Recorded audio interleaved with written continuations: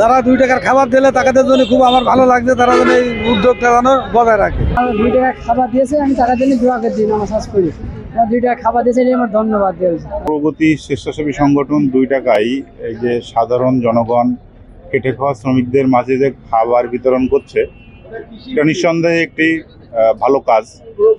তো এই 2 টাকায় খাবার বিতরণের মধ্য দিয়ে তারা যে মেসেজটা সমাজের কাছে দিতে চাচ্ছে সেটা হচ্ছে যে আমরা যারা সমাজের মানুষ আছি সবাই কিন্তু এই সমাজেরই সদস্য, শ্রমজীবী মানুষ, তারাও সমাজের সদস্য।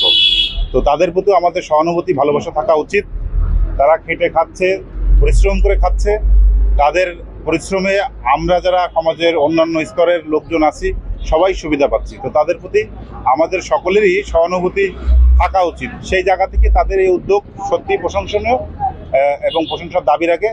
এই সংগঠনের জন্য শুভকামনা থাকবে।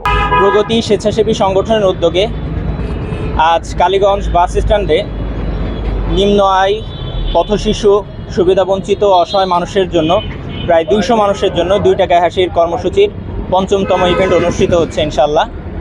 আমাদের এই কার্যক্রম মূলত গরিব, দুঃখী, অসহায়, সুবিধাবঞ্চিত মানুষের নিয়ে। সেই সাথে 2 টাকায় হাসি কেন নাম দেওয়া হয়েছে? 2 টাকায় হাসি নাম দেওয়ার কারণ হচ্ছে